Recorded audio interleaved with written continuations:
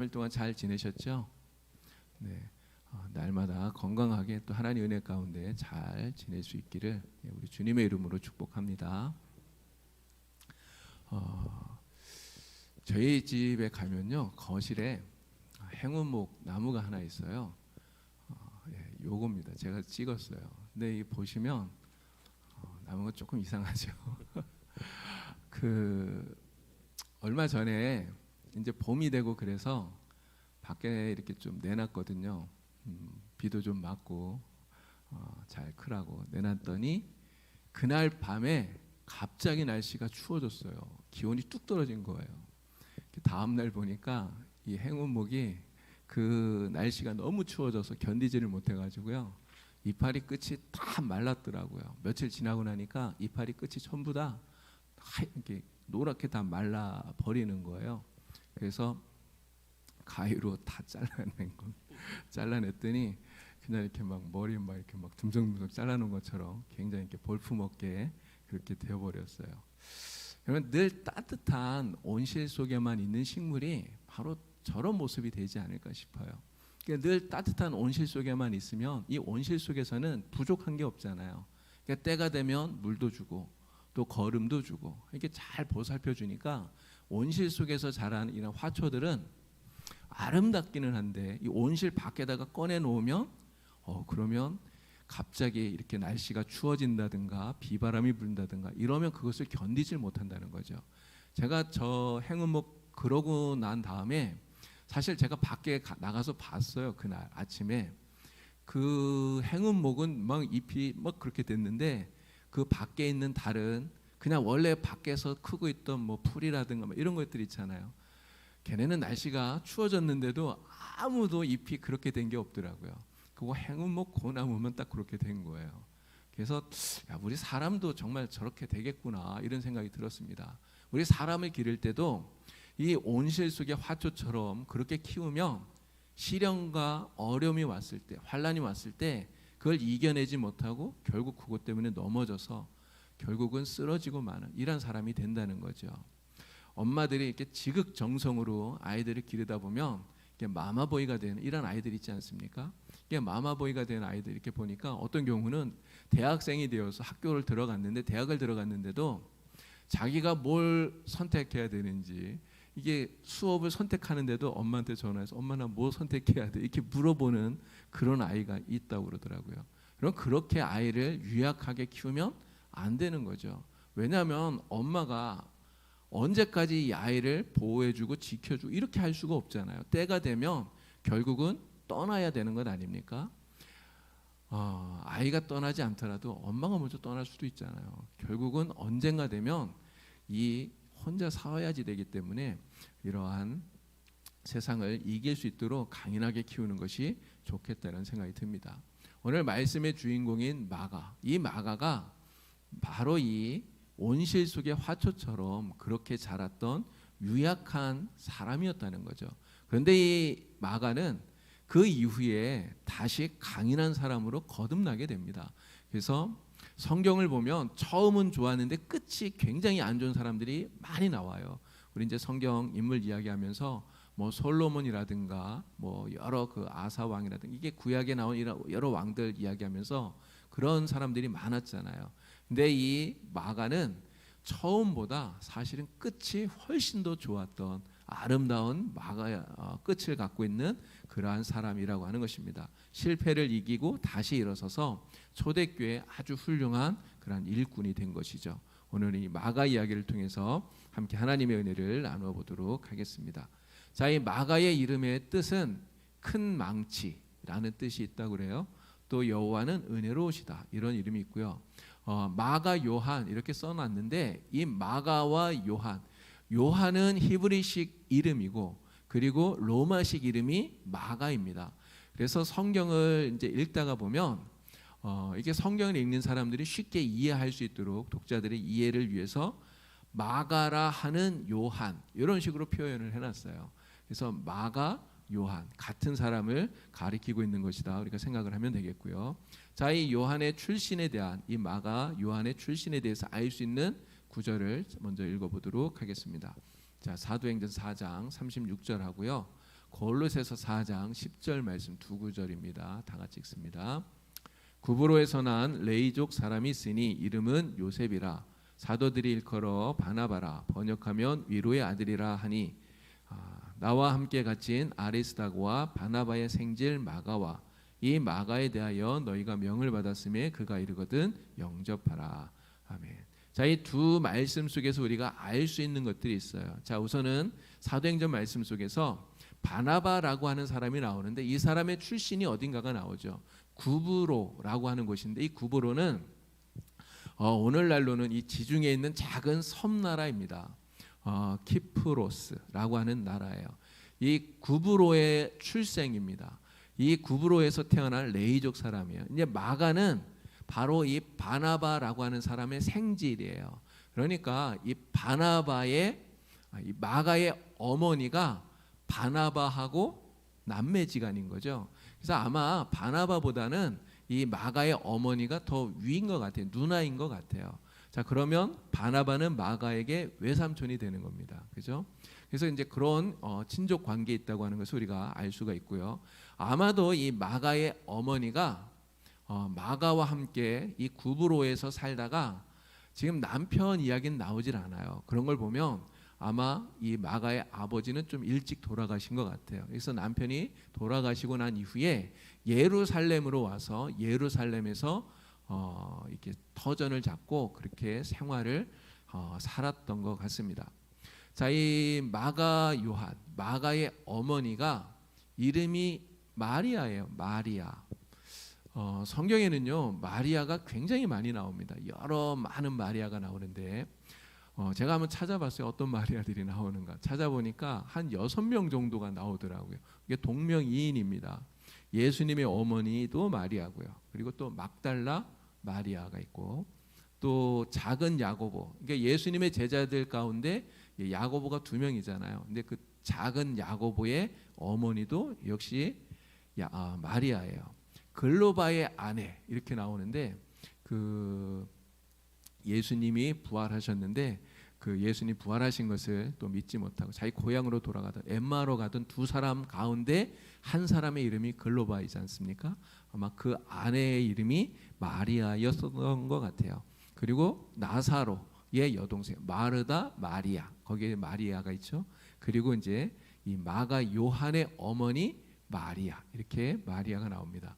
근데 제가 이거 찾으면서 참 재밌다 생각했던 것 가운데 하나가 1번에서 4번까지 이 마리아들이 전부 다 예수님 돌아가실 때 십자가 앞에 있었던 사람들이에요. 그러니까 예수님의 그 십자가 앞에 있었던 네 여자가 다 마리아였다는 거죠. 참 이게 또 재미있다 이런 생각이 듭니다. 자, 어쨌든 이 마가 요한의 어머니 이름이 마리아인데 이 마리아가 굉장히 신앙이 투철한 사람이었다는 거죠. 예수님을 섬기던 그러한 사람 가운데 하나예요. 이 마리아가 자기 집에 굉장히 넓은 다락을 가지고 있는데요. 이 다락이 바로 마가의 다락방입니다. 이 다락방을 제자들에게 제공을 해요. 이 다락방이 아주 특별한 다락방이라는 거죠. 왜 특별하냐? 바로 예수님께서 십자가를 지시기 전 제자들과 함께 마지막 만찬을 했던 그 자리가 바로 이 다락방인 것 같아요. 그리고 또 예수님께서 승천하신 다음에 120명의 제자들이 같이 모여서 열심히 기도하잖아요. 기도하다가 성령이 임하지 않습니까? 오순절날 성령이 임했던 자리, 그 자리가 바로 이 마가의 다락방 이곳이라는 거죠. 그리고 이후에 초대교회가 만들어지게 되는데요. 초대교회가 만들어진, 초대교회가 시작된 그 장소 역시 이 마가의 다락방이라고 하는 것입니다. 그렇게 생각을 하면 이 마가의 다락방이 얼마나 특별한가 하는 것을 우리가 생각할 수 있죠. 근데 이 마가의 다락방을 제공한 사람이 누구냐? 바로 오늘 말씀의 주인공인 이 마가의 어머니인 마리아였다라고 하는 것이죠. 자, 이 마가가 자랐던 그 성장하는 이 환경을 보면 굉장히 좋은 환경 속에서 잘 자랐다 이런 생각이 들어요. 우선은 지금 이 120명이 들어갈 만한 엄청나게 넓은 그러한 다락을 갖고 있는 저택, 그럼 그 저택의 소유주다 이러면 그 당시에 굉장히 부자였겠구나 우리가 짐작해 볼 수 있잖아요. 이게 마가의 어머니인 마리아가 아주 부유한 그러한 부자였다는 거죠. 이게 마가는 부잣집 아들로 태어나서 어렸을 때부터 부족함 없이 그렇게 컸던 사람이다 이렇게 생각할 수 있습니다. 또 두 번째로 이 마가의 어머니가 굉장히 신앙심이 좋아요. 이게 독실한 예수님을 따라다니는 여인 가운데 하나라 그랬잖아요. 정말 좋은 그런 신앙인을 가지고 이 마가를 유대인으로서 아주 철저하게 신앙 교육을 시켰다는 거죠. 좋은 신앙 교육을 받으면서 자란 것입니다. 그리고 세 번째는 자기 집에 있는 그 다락방, 아까 말씀드린 마가의 다락방, 그 마가의 다락방에 계속해서 예수님 제자들이 모여요. 그리고 120명의 성도들이 모여서 뭐 했겠습니까? 기도하고 예배하고 찬양하고 계속 그런 거 하지 않았겠어요? 그러니까 마가가 계속해서 본 게 바로 그런 거죠. 그러니까 기도하고 예배하고 그런 것들을 보고 또 그 같이 참여하면서 마가의 신앙이 굉장히 뜨거워졌다는 거예요. 그리고 또 한 가지는 바로 그곳에 있는 예수님의 제자들, 초대교회 지도자들, 베드로를 비롯한 초대교회 지도자들하고 관계를 맺으면서 교제하면서 그렇게 마가가 지냈다라고 하는 것입니다. 이렇게 보면 마가가 성장한 이 환경은 굉장히 좋은 것이다 이렇게 생각할 수 있죠. 마가는 정말 이러한 좋은 환경 속에서 믿음의 뿌리를 잘 내리면서 잘 성장을 했어요. 그런데 문제는 아직 너무 유약했다는 것이죠. 너무 좋은 환경 속에서 어려움 없이 잘 이렇게 고이 크다 보니까 어려움이 닥칠 때 그 어려움을 이겨낼 만한 그러한 힘을 마가가 갖고 있지를 못했다라고 하는 거예요. 자, 겟세마네 동산에서 일어났던 일 가운데 아주 특이한 사건이 하나가 마가복음에 나옵니다. 다른 복음서에는 기록되어져 있지 않아요. 마가복음에만 기록되어져 있는 사건인데요. 이게 마가복음 14장 51절 52절에 나오는 이야기입니다. 자, 말씀을 다 같이 읽습니다. 한 청년이 벗은 몸에 배 혼니부를 두르고 예수를 따라가다가 무리에게 잡힘에 배 혼니부를 버리고 벗은 몸으로 도망하니라. 아멘. 자, 예수님께서 체포가 되니까 제자들이 다 흩어져 버렸어요. 그런데 한 청년이 벗은 몸에 배 혼니부를 몸에 이렇게 두르고는 예수님을 따라가다가 무리에게 잡히게 되니까 혼니부를 벗어버리고는 벗은 몸으로 그냥 도망쳐 버렸다고 하는 이야기예요. 그냥 이 짧은 이야기가 마가복음 14장에 기록이 되어 있습니다. 근데 생각해 보면 이 이야기는 예수님께서 체포되는 이 과정 속에 사실 별로 이렇게 중요한 이야기가 아니에요. 이 이야기가 들어가든 안 들어가든 이야기 전개에 있어서 아무런 문제가 되지 않아요. 별로 의미 없는 중요하지 않은 그러한 이야기. 그런데 마가는 왜 이 이야기를 굳이 여기다가 이렇게 써놨을까요? 왜 썼을까요? 쓴 이유는 여기에 나오는 그 벌거벗고 도망친 이 청년이 바로 자기 자신이었기 때문에 그래요. 여러분, 다른 사람들에게 일어났던 어떤 일들이 사실 별로 의미 없는 거라면 사람들은 금방 다 잊어버려요. 그렇지 않습니까? 내 이야기도 아닌데 뭐 기억할 이유가 없잖아요. 그런데 마가에게 있어서는 아마 이 이야기가 평생 잊혀지지 않는 정말 자기의 뇌리에 꽉 들어박힌 그러한 사건이었을 거라는 거죠. 그래서 마가는 이 이야기를 여기다가 기록을 했는데 아마 이러지 않았을까 싶어요. 최후의 만찬이 있었던 그 밤에 이제 최후의 만찬을 하시고 예수님은 제자들과 함께 겟세마네 동산으로 올라가시죠. 그리고 이제 마가는 그냥 자기 집에서 잠이 들었을 거예요. 근데 날이 좀 더우니까 그냥 이렇게 옷을 벗고 그냥 이렇게 혼니불만 이렇게 덮고 이렇게 자고 있었을 겁니다. 그런데 새벽녘에 예수님이 체포가 되셨고요. 제자들이 다 막 뿔뿔이 흩어졌는데 이 제자들이 다 도망을 가서 여러분 어디 갔을까요? 예수님과 함께 마지막 만찬을 했던 이 다락방 여기로 막 도망을 왔을 것 같아요. 그렇게 제자들이 도망을 오니까 마가의 집에서는 막 난리가 났겠죠. 시끌벅적해지면서. 그러니까 이 마가가 자다가 깨어나가지고는 무슨 일이야 막 하면서 그냥 이 잠결에 그 자고 이렇게 덮고 있던 이 배 혼니불만 그냥 이렇게 덮고는 걸치고는 밖에 나가서 어떻게 됐는지 이렇게 보고 있는데 갑자기 군병들이 자기를 발견하고는 막 이렇게 잡으려고 오니까 혼비백산에서 이 혼니부를 집어 던지고 그리고 도망간 게 아닐까 이런 생각을 해봅니다. 근데 이 당시에 이 배 혼니불은요 세마포를 의미하는 거라고 합니다. 근데 이 세마포 배 혼니불은 보통 사람들이 이렇게 이불로 쓰는 이런 게 아니라는 거죠. 굉장히 비싼, 그래서 아주 부유한 집에서만 사용하던 거라는 거죠. 근데 아까 마가가 굉장히 부잣집 아들이라고 말씀드렸잖아요. 이게 부잣집 아들인 마가이기 때문에 배 혼니부를 그렇게 쓸 수 있었을 거다 이렇게 짐작을 하는 것입니다. 자, 이렇게 마가는 어머니의 철저한 신앙 교육 속에서 또 다락방에서 제자들과 함께 기도하고 예배하고 이렇게 하면서 아름다운 신앙을 가지게 되었는데, 말씀드린 대로 온실 속에 있는 이 화초처럼 시련과 환난을 이겨내기에 아직은 유약한 이러한 청년이었다 하는 것입니다. 자, 이제 사도행전 11장을 보면 이런 이야기가 나옵니다. 흉년 이야기가 나와요. 큰 흉년이 일어났는데 이 흉년 때문에 예루살렘 교회가 굉장히 큰 어려움을 당하게 돼요. 예루살렘 교회가 큰 어려움을 당하니까 안디옥 교회에서 헌금을 합니다. 이게 연보를 한 거죠. 해서 그것을 모아서 예루살렘 교회를 도와주게 됩니다. 근데 이 도와주는 이 일을 위해서 두 사람을 보냈는데 대표로 간 사람이 바나바와 바울이에요. 이게 바울과 바나바 두 사람이 안디옥 교회에서 모은 헌금을 가지고 예루살렘 교회에 가서 그들을 도와주고, 그리고 돌아오는 길에 예루살렘에 있는 마가를 데리고 안디옥으로 가게 되는 것이죠. 자, 사도행전 12장 25절 말씀에 그 이야기가 나옵니다. 다 같이 읽습니다. 바나바와 사울이 부조하는 일을 마치고 마가라 하는 요한을 데리고 예루살렘에서 돌아오니라. 아멘.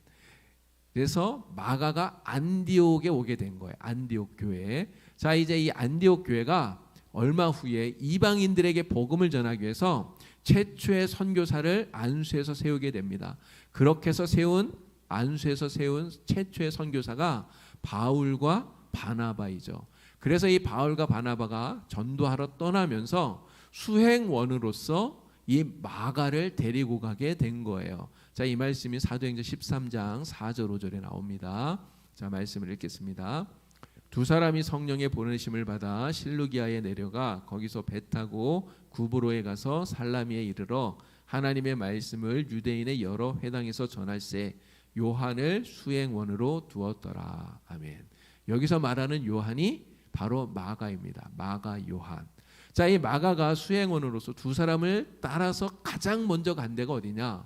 구브로예요. 구브로. 아까 구브로가 어디라 그랬죠? 바나바의 고향, 바로 마가의 고향이에요. 자기들 고향에 먼저 가서 복음을 전하게 된 건데, 여러분 거기 고향에 가면 누가 있을까요? 친척들이 있을 거 아닙니까? 이게 바나바의 친척들, 이게 마가를 아는 이런 사람들이 거기에 많이 있었을 거예요. 그래서 아마 이 구브로에서 많은 사람들에게 환대도 받고 또 이렇게 복음도 전하고 그렇게 했었을 거고요. 여기에서 어떤 일이 있었냐면 총독인 서기오 바울이라고 하는 사람이 있는데, 이 총독 서기오 바울이 복음을 받아들이고 예수를 영접하게 됩니다. 정말 놀라운 일이죠. 그런데 이 총독이 예수를 믿는데 이것을 방해하는 사람이 있어요. 마술사 엘루마라고 하는 사람이 나와요. 이 사람이 방해를 하니까 바울이 그를 책망합니다. 그를 책망하니까 이 엘루마가 맹인이 되는 이러한 기적이 거기서 일어났어요. 근데 여기까지 이렇게 보면 사실 이렇게 복음을 전하는데 어떤 방해가 있었던 것도 아니고요, 핍박이 있었던 것도 아니거든요. 그런데 바로 그 다음에 어떤 일이 일어나느냐, 이 마가 요한이 그냥 집으로 돌아가 버렸다고 하는 이야기가 그 다음에 나와요. 자, 사도행전 13장 13절 14절입니다. 다 같이 읽습니다. 바울과 및 동행하는 사람들이 바보에서 배 타고 밤빌리아에 있는 버가에 이르니 요한은 그들에게서 떠나 예루살렘으로 돌아가고 그들은 버가에서 더 나아가 비시디아 안디옥에 이르러 안식일에 회당에 들어가 앉으니라. 아멘. 자, 지금은 바로 1차 선교 여행이 막 시작되는 바로 그때예요. 이제 본격적으로 선교 여행이 막 시작하려고 하는 때에 아직 어떤 핍박이라든가 어려움이라든가 이런 것들이 본격적으로 있지도 않았어요. 사실 아무런 박해도 받지를 않았어요. 그런 일들이 없었어요. 그런데도 불구하고 마가가 배를 타고 그냥 가버렸다는 거죠. 예루살렘으로. 예루살렘에 뭐가 있습니까? 자기 집이 있잖아요. 자기 어머니가 있는. 그러니까 엄마가 있는 집으로 가버린 거예요. 여러분, 왜 누가가 이 선교 여행이 시작하는 이때 왜 돌아갔을까요? 이유가 뭘까요? 생각해 보니까 아마 이 큰 고생 없이 자란 마가였기 때문에 이 선교 여행이라고 하는 이 자체가 굉장히 힘들었을 것이다, 이런 생각이 듭니다. 제가 전했던 교회에서 그 해외 이제 그 선교 이렇게 여행을 이렇게 이제 갔었거든요. 근데 제가 청년부를 담당을 할 때 이렇게 이제 두 팀을 나눠서, 그때 제가 몽골인가를 갔었고, 이제 어떤 장로님하고 이렇게 청년들 몇 명이 이스라엘, 터키 이제 이쪽에 성지 순례를 갔었어요. 근데 그 장로님하고 성지 순례를 갔다 온 청년들이 나중에 그런 얘기 하더라고요. 야, 진짜 죽을 고생했다고 그런 이야기 하더라고요. 그 장로님이 굉장히 그런 여행을 굉장히 많이 하시는 분인데, 일정도 굉장히 빡빡하게 할 뿐만 아니라 뭐 호텔이라든가 이런 것들 이렇게 뭐 좋은 데서 이렇게 자는 것이 아니라 굉장히 이렇게 저렴한 데서 아주 비용도 아끼고 또 걸어서, 그러니까 그렇게 이렇게 여행을 좀 빡빡하게 하셨나 봐요. 그러다 보니까 이 청년들이, 같이 여행 다녀온 청년들이 진짜 힘들었다, 뭐 하여간 그런 이야기를 하더라고요. 근데 이제 힘들긴 했지만 또 기억에 굉장히 많이 남았을 거라고 생각이 됩니다. 자, 그런데 지금 이 바울과 바나바를 따라서 복음을 전하러 가는 이 선교 여행이 사실은 마가 요한, 이 마가가 견디기에는 굉장히 힘든 여정이었을 거라는 거죠. 너무 힘든, 너무 빡빡한. 그리고 이 마가는요, 집에서 늘 푹신한 침대에서 그렇게 자지 않았겠어요? 그런데 그 여행 가서 거기에서 자는데 잠자리가 얼마나 불편했겠습니까? 또 먹는 것도 자기 입맛에 잘 안 맞는 이런 음식도 많았을 거예요. 뭐 이것저것 여러 가지가 마가에게는 잘 안 맞았을 거라는 거죠. 그리고 한 가지 더, 아직 핍박을 받지는 않았지만 이 복음을 전하면서 당하게 될 그런 여러 가지 어려움들, 이런 것들을 생각하니까 마가로서는 두렵기만 하고 감당하기가 너무 벅찼을 거라는 거예요. 그래서 결국은 1차 전도 여행이 시작한 지 얼마 되지도 않았지만 마가는 그냥 포기하고 예루살렘 자기 집으로 돌아가 버렸다는 것이죠. 어머니를 통해서 아름다운 신앙을 잘 이어받기는 했는데, 그래서 아름다운 믿음을 가지고는 있는데, 온실 속에서 순탄하게 자랐던 이 화초와 같은 그러한 유약한 사람이었기 때문에 이 바울과 바나바를 따라다니면서 복음을 전하는 이 일을 감당하기가 너무나 어려웠다는 거예요. 여러분, 이렇게 어려움을 참지 못하고 집으로 돌아온 아들, 그 아들을 보고는 어머니의 마음이 어땠을까요? 정말 안타깝지 않았겠습니까? 그렇다고 뭐 다시 보낼 수도 없잖아요. 그러니까 좀 안타까운 마음을 어머니가 가졌을 것이다 생각을 하는데, 근데 사실 그 어머니만 안타까운 것은 아니었을 거예요. 마가 본인은 어땠을까요? 집으로 그렇게 돌아오고 나서 집에서 생활을 하면서 여러분 어떤 생각이 들었겠습니까? 내가 왜 참지 못했을까? 내가 왜 돌아왔을까? 자기 자신을 보면서 좀 한심스럽다 이런 생각을 아마 마가가 하지 않았을까 싶습니다. 자, 이제 드디어 바울과 바나바가 1차 전도 여행을 다 마치고 그리고 다시 이제 안디옥으로 돌아와요. 안디옥으로 돌아오고 난 다음에 사도행전 15장을 보면 예루살렘의 종교회의가 열리게 되는데, 그 종교회의에 바울과 바나바가 갑니다. 그리고 거기에서 자기들이 복음을 전하면서 이방인들이 회개하고 주님께 돌아왔다, 이 선교 보고를 하죠. 이 선교 보고를 통해서 많은 사람들이 큰 은혜를 받게 됩니다. 자, 이러한 바울과 바나바를 마가가 보면서 여러분 엄청 부끄러웠을 거 아니에요. 정말 이게 바울과 바나바 얼굴 보기도 아마 미안했을 것 같아요. 그렇지만 마가는 다시 한번 용기를 냅니다. 다시 한번 용기를 내면서, 야, 이제는 내가 어려움이 있어도 정말 중간에 포기하지 말고 진짜 선교사가 되어야 되겠다, 내가 한번 잘해봐야지, 이런 결단을 했다는 거죠. 그래서 두 번째 2차 전도 여행이 시작되기 전에 바울과 바나바에게 내가 이제 잘할 테니까 저를 다시 한 번만 좀 데려가 주세요. 이렇게 부탁을 하게 되었다는 거예요. 자, 그런데 이 마가의 부탁을 바울이 들어주질 않아요.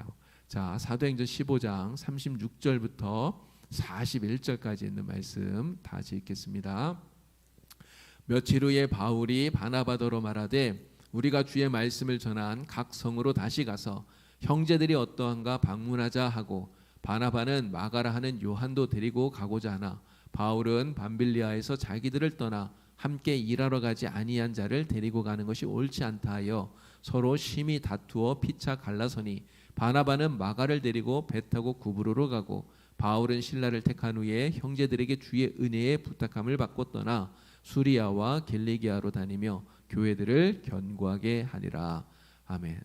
앞서 밤빌리아에서 자기들을 떠나서 그냥 돌아가 버린 마가 절대로 데리고 갈 수 없다는 거예요. 여러분 이 바울의 그 입장도 충분히 이해가 됩니다. 여러분 선교 여행 가는 거 아니에요, 사실은. 그냥 우리 뭐 이렇게 선교지에 뭐 이렇게 선교 여행도 가고 뭐 이게 성지 순례도 가고 이렇게 하지만 지금 바울이 하는 여행이 성지 순례가 아니잖아요. 목숨을 내놓고 전도하러 가는 것 아닙니까? 그런데 만약에 마가가 한번 또 똑같은 그런 일이 벌어지게 된다면 그러면 선교 여행 전체에 큰 위기가 닥칠 수 있는 거죠. 그래서 한번 이렇게 돌아섰던 마가를 절대로 데려갈 수 없다. 이런 지하에 딱 잘라서 거절해 버리는 거예요. 근데 이 마가 입장에서 생각해 보면 그래도 정말 부끄럽긴 하지만 내가 그래도 다시 한번 마음을 먹고 좀 열심히 해보려고 부탁을 했는데 단칼에 딱 잘라버리니까 얼마나 좀 야속했겠어요. 그런데 문제는 이 일로 인해서 바울과 바나바가 다투게 되었다는 것이죠. 근데 보통 다툰 것이 아니라 성경을 보니까 심히 다퉜대요. 정말 크게 싸운 거죠. 그래서 이 초대교회의 두 위대한 사도라고 하는 바울과 바나바가 서로 갈라서게 되는 것입니다. 그래서 바울은 신라를 데리고 두 번째 전도행을 떠나게 되는 거죠. 자, 남아있는 이 마가, 그러한 모습을 볼 때 마가의 마음이 어땠겠습니까? 정말 마가는 일이 이렇게까지 커질 줄은 생각을 못했을 거예요. 자기 때문에 두 사도가 싸우고 갈라서고 이러한 일이 벌어질 거라고 생각을 했겠습니까? 그렇게 다투는 걸 보면서 정말 당황했겠죠. 그리고 자기 자신이 한심스러울 정도가 아니라 진짜 자기가 너무 미웠을 거예요. 그렇게 돌아왔던 것 때문에 이런 일이 벌어졌다는 게. 그래서 이 마가는 어떻게 생각하면 한마디로 진짜 죽고 싶은 이런 마음이 들지 않았을까 싶습니다. 자, 그런데 그러한 이 마가를 데리고 바나바가 구브로로 다시 별도로 전도여행을 떠나는 거예요. 자, 이후에 이 마가의 행적에 대해서는 사도행전에는 나오지 않아요. 사도행전에는 마가의 이름이 이제 그 이후로 등장을 안 하는데, 마가가 이렇게 겁도 많고 연약하기만 했던 마가가 그 이후에 담대한 하나님의 사람이 되었다고 하는 것을 우리가 이 바울 서신을 통해서 이 마가의 행적을 다시 찾아볼 수가 있게 됩니다. 자, 바울 서신에 나오는 마가의 행적을 우리가 몇 군데 찾아보도록 하겠습니다. 골로새서 4장 10절 11절 말씀, 자, 다 같이 읽도록 하겠습니다. 나와 함께 갇힌 아리스다고와 바나바의 생질 마가와 이 마가에 대하여 너희가 명을 받았으니 그가 이르거든 영접하라. 유수도라 하는 예수도 너희에게 문안하느니라. 그들은 할례파이나 이들만은 하나님의 나라를 위하여 함께 역사하는 자들이니 이런 사람들이 나의 위로가 되었느니라. 아멘. 자, 이 말씀을 보면 마가가 지금 바울과 함께 로마 감옥에 갇혀서 고생을 하고 있는 거예요. 바울과 마가가 사실은 이렇게 등을 졌을 것 같은데, 그런데 바울과 마가가 같이 함께 감옥에 있다는 거죠. 그 감옥에 있으면서 바울이 마가에 대해서 뭐라고 얘기하냐면 자신과 함께 하나님의 나라를 위해서 역사하는 자들이다, 이렇게 이야기를 하고요. 그리고 이 마가가 함께 있는 것이 자신에게 위로가 된다, 이렇게 이야기를 하는 거죠. 자, 빌레몬서 1장 24절 말씀도 또 읽도록 하겠습니다. 그리스도 예수 안에서 나와 함께 갇힌 자 에바브라와 또한 나의 동역자 마가, 아리스다고, 데마, 누가가 문안하느니라. 아멘. 빌레몬에게 편지를 보내면서 바울이 마가를 무엇이라고 부릅니까? 나의 동역자라고 부르고 있어요. 동역자, 함께 일하는 사람 아닙니까? 하나님을 위해서 함께 일하는 나의 동역자, 이렇게 불러요. 자, 디모데후서 4장 9절에서 11절까지의 또 마가 이름이 나옵니다. 자, 다 같이 또 있습니다. 너는 어서 속히 내게로 오라. 데마는 이 세상을 사랑하여 나를 버리고 데살로니가로 갔고, 그레스게는 갈라디아로, 디도는 달마디아로 갔고, 누가만 나와 함께 있느니라. 내가 올 때에 마가를 데리고 오라. 그가 나의 일에 유익하니라. 아멘. 이 디모데후서 말씀은 바울이 순교하기 직전에 쓴 마지막 편지예요. 이 마지막 편지 속에서 바울이 지금 디모데에게 야 빨리 속히 와라 이야기하면서 누구를 데리고 오라고 그럽니까? 마가를 데리고 오라고 그러잖아요. 마가를 데리고 오라고 그러면서 이 마가가 자기에게 유익한 사람이다 이렇게 이야기를 하고 있는 거예요. 한때는 이 전도 현장에서 겁을 먹고 돌아섰던 사람이에요. 그래서 바울에게 큰 실망감을 주었던 사람, 이게 바로 마가입니다. 그런데 하나님의 은혜로 다시금 일어서서 훌륭한 믿음의 용사가 되어서 바울의 동역자가 되었다는 거죠. 자, 그런데 이 마가를 동역자로 생각한 사람 바울뿐이었느냐? 아니에요. 베드로 역시 이 마가를 자신의 동역자로 생각을 합니다. 자, 베드로전서 5장 13절 말씀 다 같이 읽겠습니다. 택하심을 함께 받은 바벨론에 있는 교회가 너희에게 문안하고 내 아들 마가도 그리하느니라. 아멘. 여러분, 베드로가 마가를 뭐라고 부릅니까? 자기 아들이라고 불러요. 근데 진짜 아들이 아니에요. 자기 친아들이 아닙니다. 근데 아들과 같은 그러한 사람으로 여기고 있다고 하는 그런 이야기잖아요. 그럼 베드로와 마가의 관계가 언제부터 시작이 되었을까요? 아까 말씀드린 대로 그 마가의 다락방에서 시작이 된 거예요.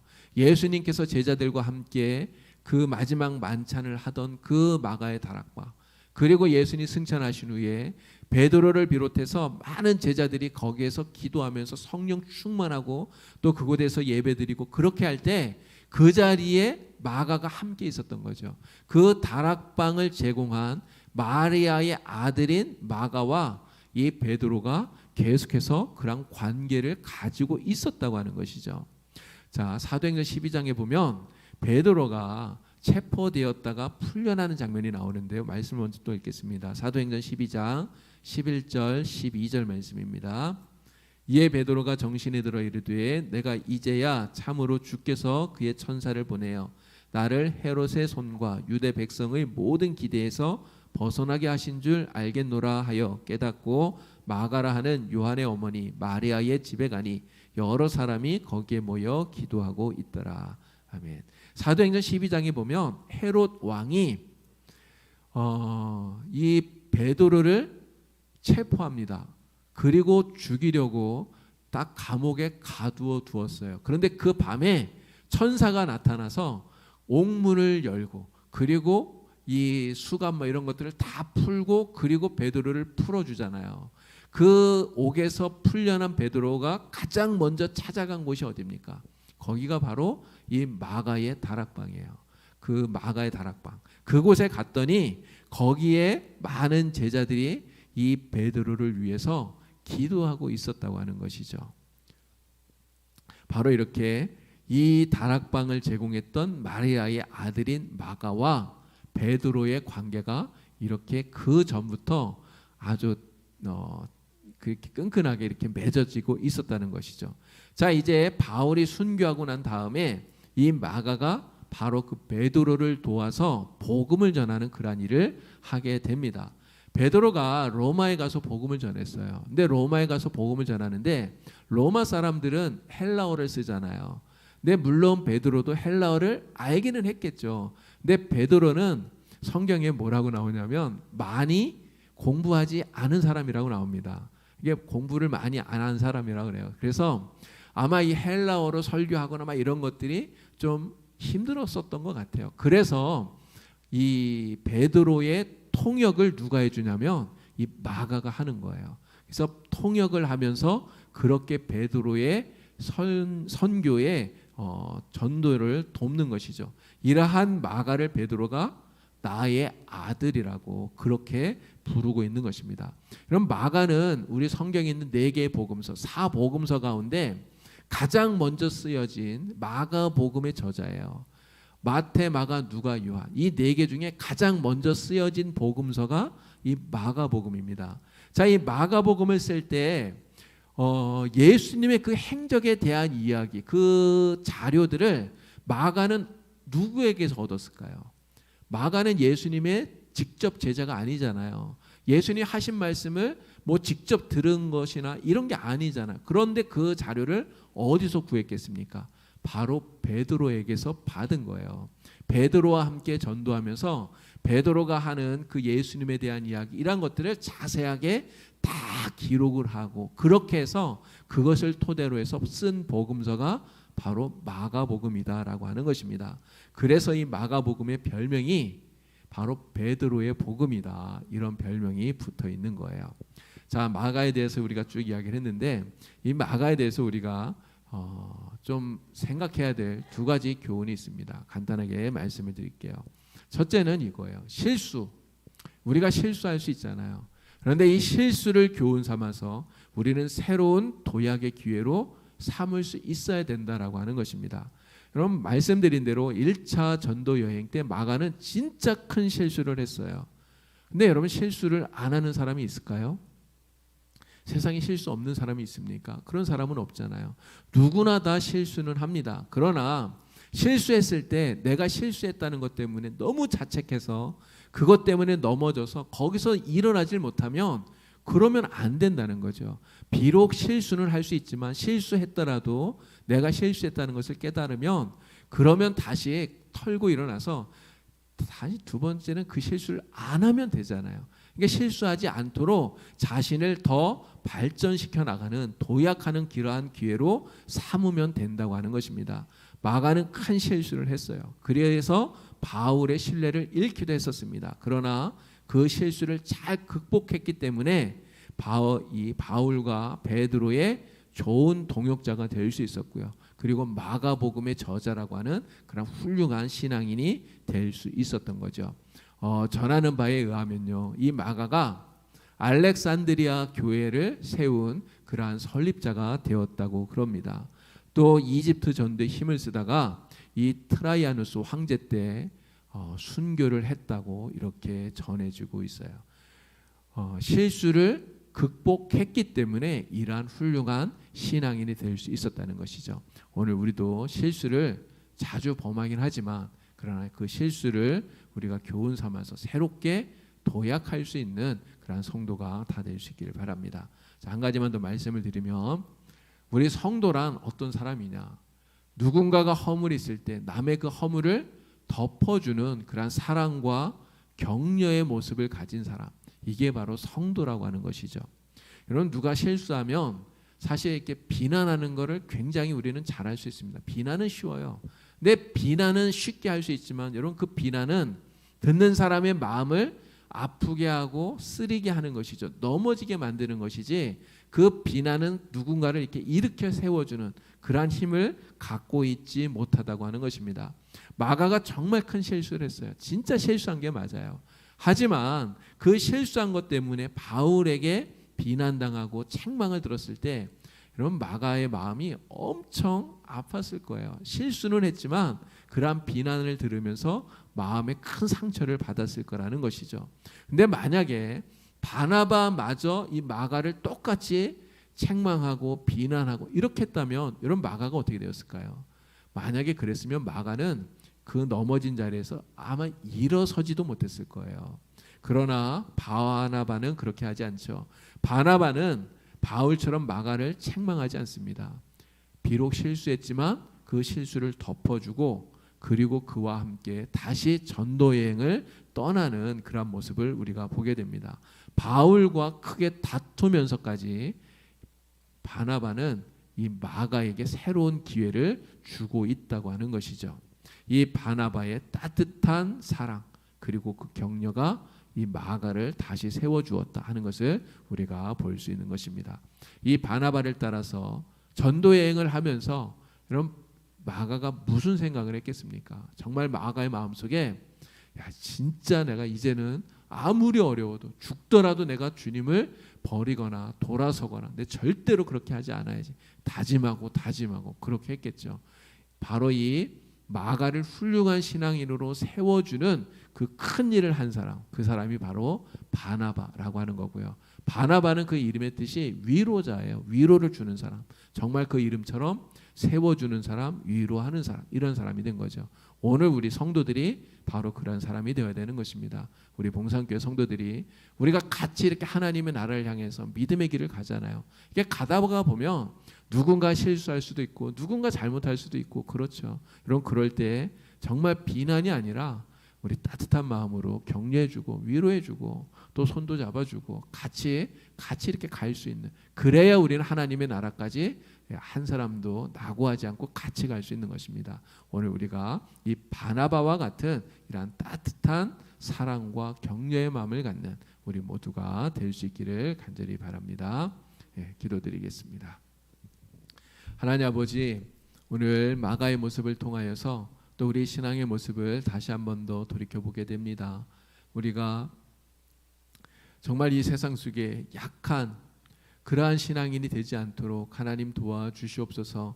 어떠한 어려움이 오더라도 어떠한 환난이 오더라도 정말 믿음으로 다 이겨내고 극복할 수 있는 그런 강인한 신앙인이 되게 하여 주시고 정말 주님을 위하여서 충성되게 살아갈 수 있는 하나님의 귀한 종들이 되게 하여 주시옵소서. 하나님 정말 우리가 서로의 마음에 비난을 하는 것이 아니라 또 누군가 실수했을 때 그것을 책망하는 것이 아니라 정말 바나바처럼 격려해주고 또 위로해주고 함께해 줄 수 있는 그런 마음들을 갖게 하여 주시옵소서. 그래서 무엇보다 뜨겁게 서로 사랑하는 정말 허다한 죄를 덮어줄 수 있는 그러한 마음들을 우리가 가질 수 있도록 하나님 도와주시고, 그래서 우리 봉산교회 모든 성도들이 함께 걷는 이 신앙의 길에서 승리할 수 있도록 성령께서 은혜를 베풀어 주시옵소서. 예수님의 이름으로 기도드립니다.